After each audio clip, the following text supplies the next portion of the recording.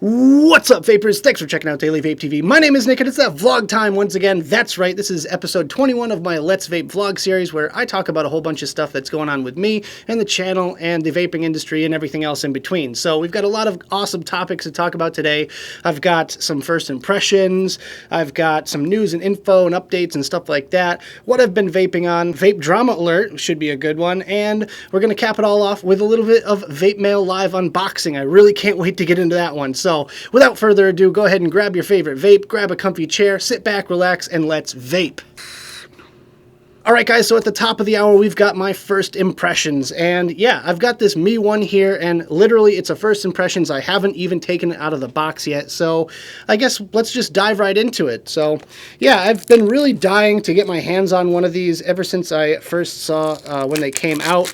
I know a lot of the other reviewers have already, had the opportunity to review it, but I figured I wanted to take a look as well. So here's the box. Obviously I have the black one and it's a little bit hard to see, but it's a really cool looking box. Nice shiny gold on the edges, and the printing is all gold, which is kind of a nice touch.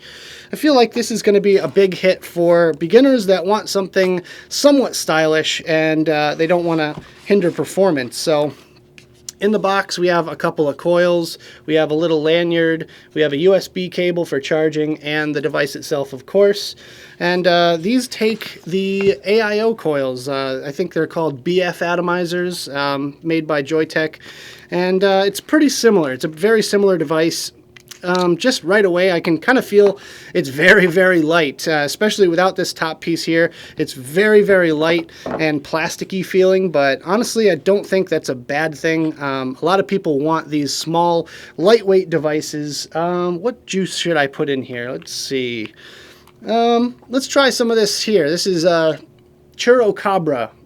This is from the people that brought you Danish and Delish and Mosa and everything like that. Sounds good. It's a churro, cinnamon sugar churro flavor, so kind of been aching to try this stuff too, so might as well do two first impressions at once. So just going to prime up the coil real quick, and I'm going to fill the tank. It's got this very convenient max fill line on there. A little bit difficult to see inside that tank, although the lighting is not really set up for, working on mods and stuff right now, so that looks pretty good to me. And yeah, let's go ahead and put that top cap piece together. It is identical to the way you set up the AIO, except the chimney is a little bit longer, and I believe it's got a slightly bigger tank than the AIO. I just love the size of this thing. It is absolutely tiddly, but it has some decent performance. I know a few people that got themselves one of these things, and I just had to try it out for myself. And yeah, it's got these little rings on it, which indicate, I'm assuming, airflow. Yeah, you can kind of feel the restriction when you pull on it a little bit while adjusting that little ring there. Not the most stable way of doing things, but it's good. It's pretty decent. 5 clicks to turn it on. You can see the little LED there. Nice and bright LED. All right, let's have a vape. Yeah, so these are 0.6 ohm coils, the exact same that come with the Joytech AIO, and I've gotten really good performance out of those as well, especially since you can use the same coils. You can use a 1 ohm coil if you choose, you can use a 0.5 ohm direct-to-lung coil if you choose, and this is going to be great for the beginners. And at a price point of only $40, I would definitely give it a try, especially for someone that's looking for a handy pocket mod that they can take around town, that's got decent battery life, pretty much relatively universal charger. It's just a micro USB. And yeah, the tank capacity is, I think, 3.5 mils, so pretty darn good if you ask me. And to cap it all off, it even comes with a little acrylic swirled drip tip. So yeah, I really like this thing. I think I'm going to make this my standard go-to for car trips and stuff like that. I could definitely see myself using this a lot. So good pickup here. I really do recommend it for anyone that wants a little pocket-sized mod as a secondary mod, or even if you know someone that wants something a little bit more stylish than your typical starter kit, definitely give the Me one a look. All right, so moving on, we've got some news and updates to talk about real quick. And first and foremost, I have to let you guys know that I'm gearing up currently for the Pod Showdown. I've got all the different pod systems that I've been trying out for the past couple of months, and I'm finally able to kind of sit down and formulate my criteria for my comparison. So we're going to be going over a lot of specific little kind of details with these pod systems, and I'm going to give you my favorites at the end of that video. And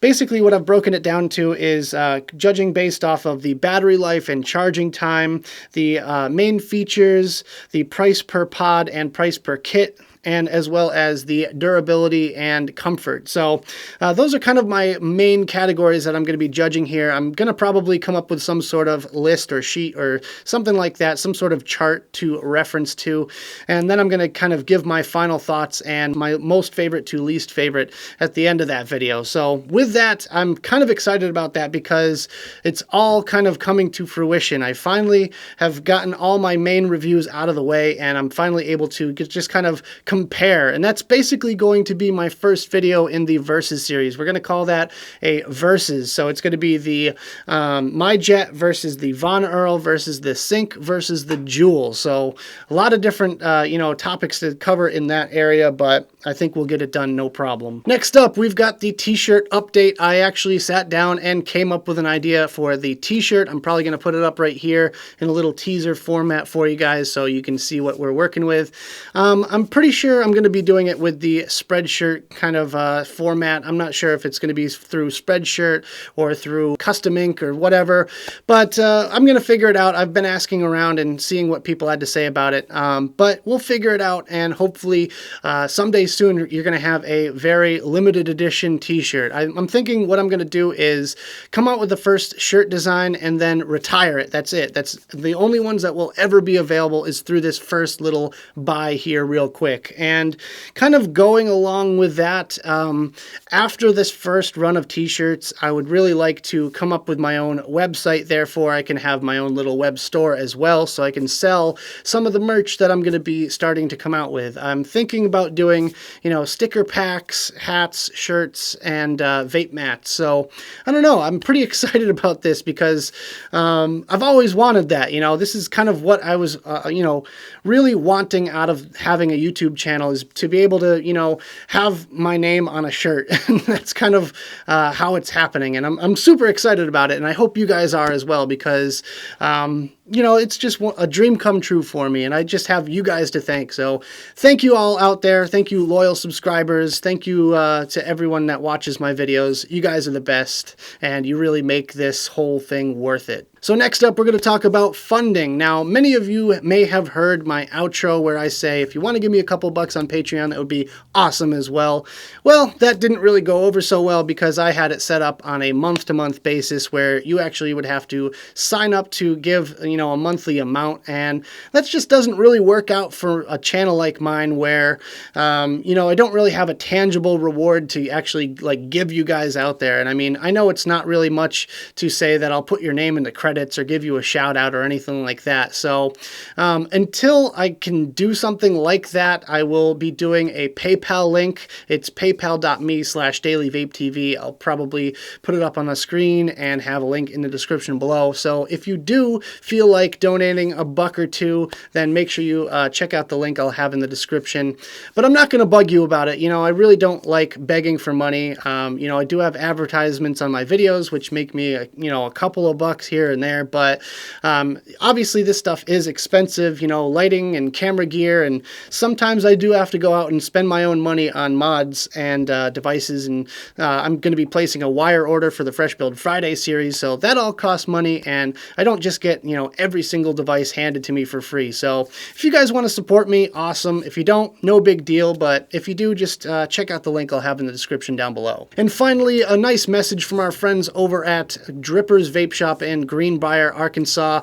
They actually produced a really well-made video all about the industry and what's going on and how we're under attack and everything like that. So I really didn't have a place for this particular topic. I didn't really want to make it into its own sort of advocacy section because really really not a lot has gone on this week in the advocacy front. So with that, I think I'm just going to, I'll probably have it playing up here somewhere. But I do really strongly recommend you guys go to my Facebook page and, share that video around, because it has an awesome message and it gives a lot of information out in a very short amount of time. But it's just a really nice, well put together video, and it just kind of shows the impact that the regulations are going to have on our industry. So with that, I'll leave that there for you guys. Of course, links are in the description. Let's go ahead and check out what I've been vaping on. All right, guys, so first up, we've got this monstrosity. This is the Modfather tank, and it is huge. It is absolutely freaking huge. It's 30 millimeters in diameter. It holds a shit ton of juice. I think it's like 7 to 9 mils. I can't remember off the top of my head, but many of you may have seen this in a really old video, probably about a year ago. I kept mentioning it, but I said I was going to do a full review on it, but I never did. And the reason behind that was because I just could not get it to wick right. I don't know, for some reason I just had leaking issues, and it used to just leak juice everywhere, and I just got frustrated with it, and I took it off and I put it in the drawer, and that's where it stayed forever, it seems like. And I decided today I was a little bit bored, so I pulled it out, cleaned the whole thing up, re-wicked it, and it seems to be working well so far, knock on wood. But we'll have to wait and see if it holds up to the test of time, and if it does, I will be doing a full review on it, because I do want to show this thing off to you guys, because it is a beast. So the juice in the tank I've got today is some of this Infinite Ohms Resistance. This is another one from Vapor Stockroom, and it is really, really tasty. I love strawberry milk flavors. They're all a little bit different. I've tried probably 20 different strawberry milk flavors. This one is a nice median. Some of those flavors tend to get a little bit more on the strawberry side or on the milk side. This one is just a nice happy medium. It's got a little bit of that, milky flavor. It's got a nice sweet strawberry in there, but it's not too sweet. And yeah, it's just definitely doing it for me right now. So let's go ahead and have a vape. Oh yeah, and I almost forgot to mention, this thing is vaping right now at 105 watts, and it's only at 3.8 volts because the resistance in there right now is 0.14 ohm alien coils, 3.5 millimeter alien coils to boot. So yeah, this thing can handle any build you throw at it. It really loves the bigger coils. It really loves the fancy builds and the hot builds. I have the airflow set to about 2/3 right now, and it's still a little bit too much for me. Yeah, it's a little bit whistly, but I guess I'll take that for the amount of airflow that it has. Next up on the list, we've got the Kennedy 25, still with the same build in it. This is the Jumbo Fuse Clapton build from a few weeks ago on Fresh Build Friday. Just re-wicked it and decided to have a go at a new flavor. And this one is, I don't know if I should even talk about it. It's a side project. We'll just leave it that. But it's made by Hingham Hill. This is Hingham Hill. One of my buddies, Jay, runs Hingham Hill, and he makes some really fantastic e-liquid without sweeteners, without diacetyl, without AP. None of that junk that's in, some of the other flavors out there. He doesn't use any of it. So really good, clean stuff. It's good on the coils. The flavor is, we'll just say, a strawberry cruller. How about that? Just a little teaser. And I get a lot of questions about what tips I use. On this one here, I have a Half Moon Mods tips, and of course, links will be provided in the description below if you want to get your hands on one of these awesome tips.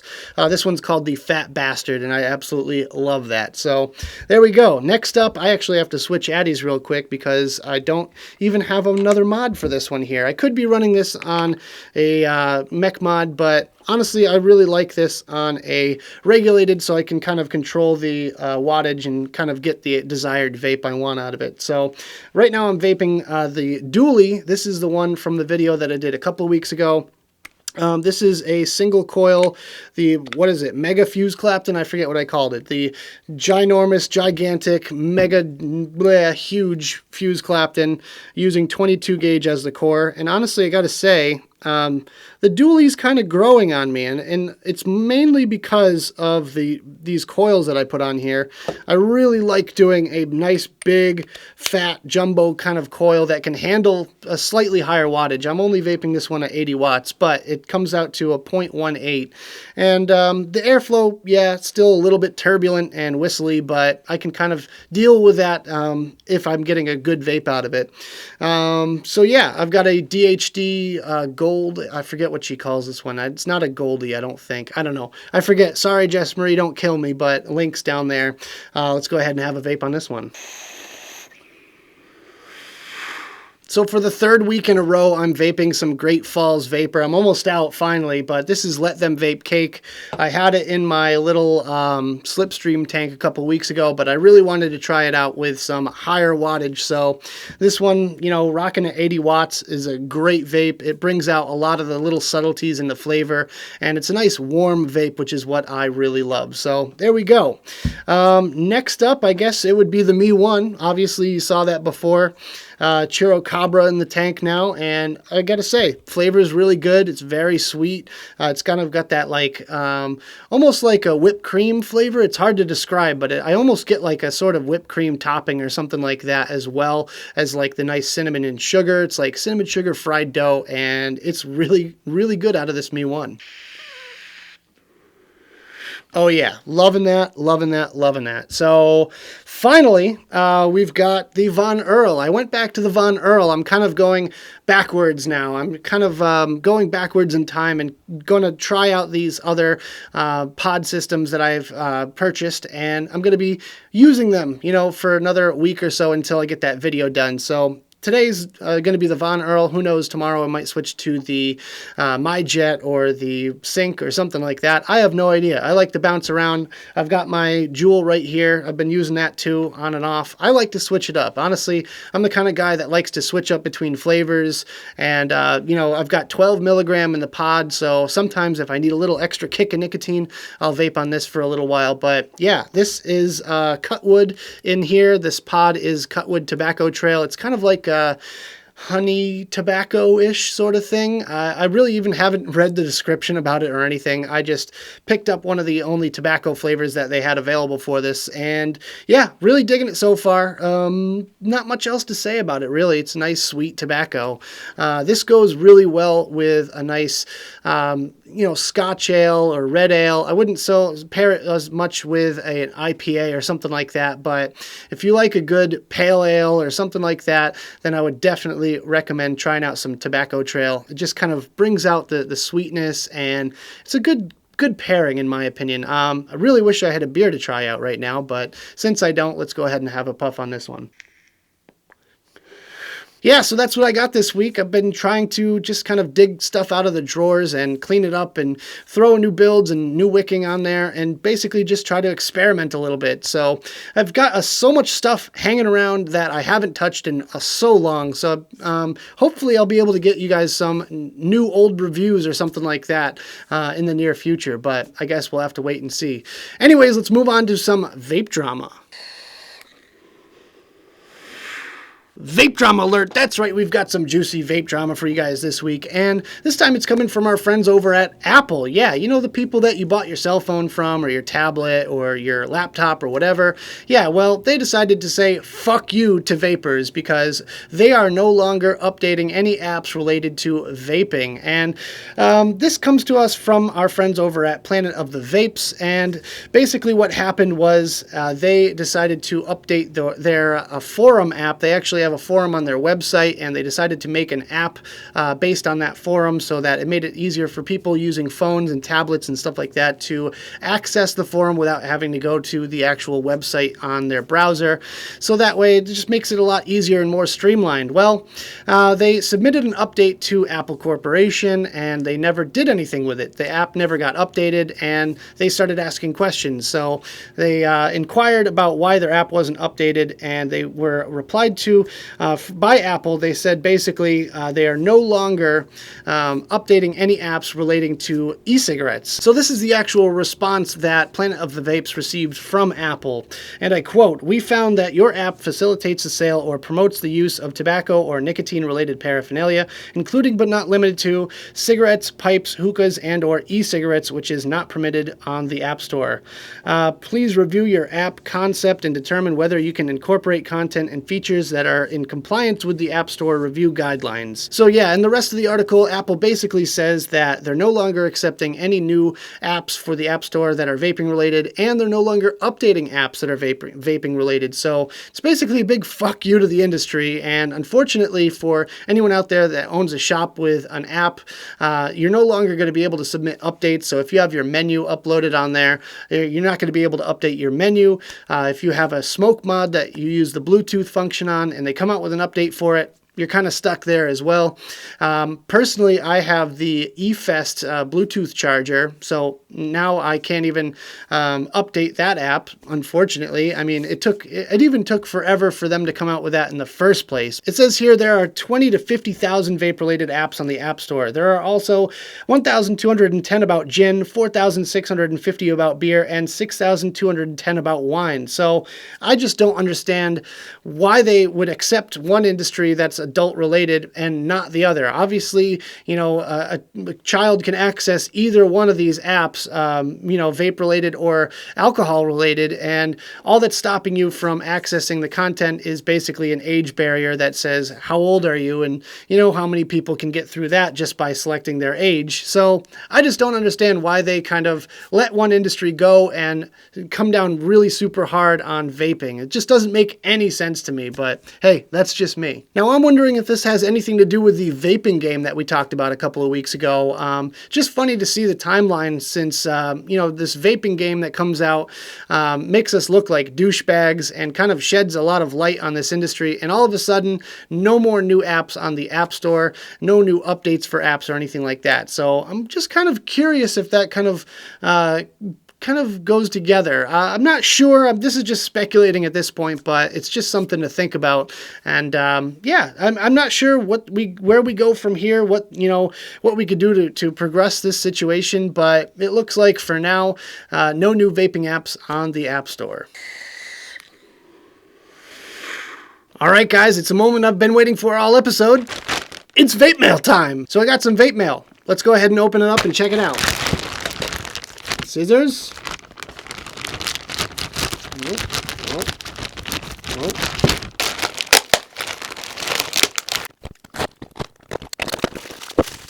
All right. Well, we have here the As Vape AIM 9. Okay, so it looks like it says it's a tank. I'm not sure if it's a tank or a dripper. Never seen this, never heard of this. Okay, so let's just open this up and have a better look. So upon further inspection, this is actually an RDA, not a tank. So, hey, we got the time. Let's go down to the close-up view and build it up. So there you go. There's the actual build deck itself. Pretty cool little design there. So yeah, I'm not going to be doing anything super fancy on it or anything like that. But I do just happen to have these Juggernaut coils kicking around. Might as well just throw those on there. See how vapes. Just slides right through there. And the other side, just like that, like nothing, like butter. And then we clip our leads, break out our other coil, quick little install. Okay, tighten everything down. Now we clip these. Next step is straightening them out. So you just put something through there that's the same diameter as those coils and just kind of straighten them, making sure they're not touching the posts or anything. And that's it. Pretty simple. All right, we're at 45 watts. Let's test these things out. Almost nothing. Just barely getting warm. So let's just crank it up a little bit. We'll do about 75. There we go. Now we can pulse it a little bit better. So now I'm just going to use my ceramic tweezers here.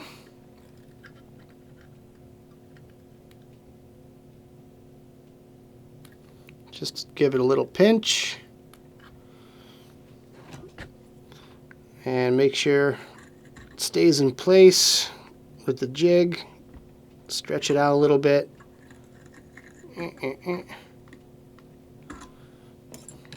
Okay.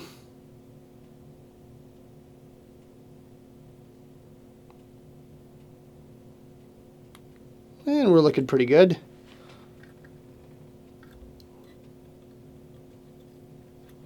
Little pinch, little brush. We'll raise it up a little bit more. 100 watts. Oh yeah. Alright, so we're ready for some wick. I've got my native wicks here. Just going to go ahead and grab a little pinch of that. Get our scissors. And yeah, this thing looks pretty cool. It's got that bottom airflow similar to the Kennedy. And then it's got the two-post design similar to the Velocity. So it's got a lot going on in there.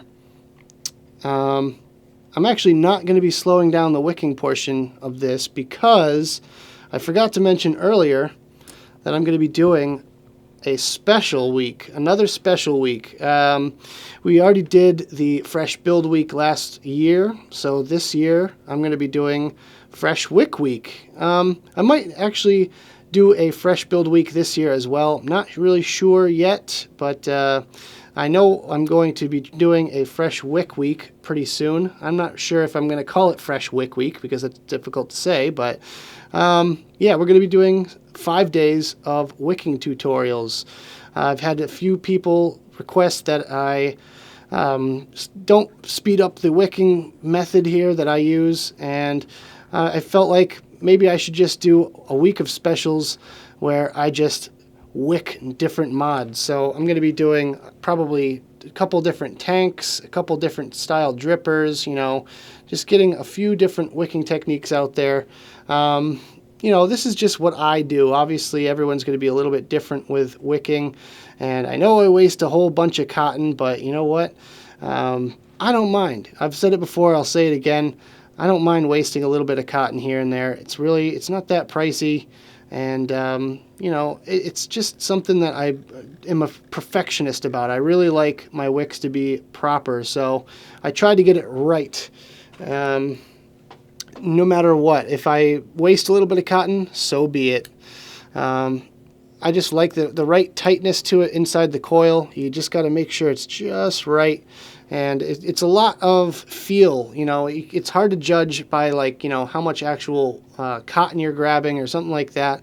You want to be able to feel it just kind of inside the coil. That way you can kind of tell whether or not it's going to work. So just going to fluff these up. As you can see, I cut it to the edge of the deck like I normally do. I've been doing this lately, and it's been working out really well for me. So just extra little fluff up here. And what that does is it just kind of rakes out the coils a little bit, or rakes out the wick tails a little bit. So I feel like it makes it a little bit more absorbent because you have less fibers towards the outside here. So it kind of draws that juice a little bit and leaves a little bit more room for more juice to be held inside, in between those fibers. So just kind of a quick little once over with the tweezers or something ought to do it. You could even do it with a little flathead screwdriver or something if you wanted to, but I usually just give it a quick little once over there, and then another little haircut. So if you guys have any suggestions for what you want to see during Fresh Wick Week, or whatever I end up calling it, let me know. Let me know in the comments section below. I'd love to hear your thoughts on that. I'm just going to trim a little bit more up here because I don't like a ton of cotton clogging up my build deck, or my juice well rather. And the last step is just kind of gently tucking it. So you just gently want to just tuck it inside the well there so it doesn't stick outside and get snagged on the top cap or anything. But You don't want it clogging up the airflow. You don't want it sitting underneath the coil because it's not as efficient. It doesn't efficiently vape the liquid as well, so it's a little fun fact for you. If you actually have your little cloud of cotton underneath your coil on something that's not a bottom airflow, it doesn't vaporize properly. It doesn't get hot enough because it's meant to be going all the way up and through the coil. So you're not going to get the best quality vape if you still do the old school way where you have a little cloud right underneath your coil sitting and touching the bottom part of it. But yeah, there we go.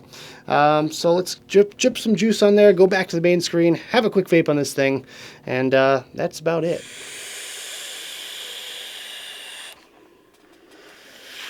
Not too bad if I do say so myself. So thank you to the people over at Vape for sending this along. Really cool looking device, and I'm definitely going to be enjoying this. Of course, you'll be seeing more of it in my full review and on a future episode of Fresh Build Friday. So that about does it for this video, guys. I hope you enjoyed. If you did, make sure you hit that like button and subscribe for more videos just like this. Of course, leave me comments in the box below about any of the topics that we talked about. Check out the links in the description below. Thank you guys so much for joining me, and as always, vape on.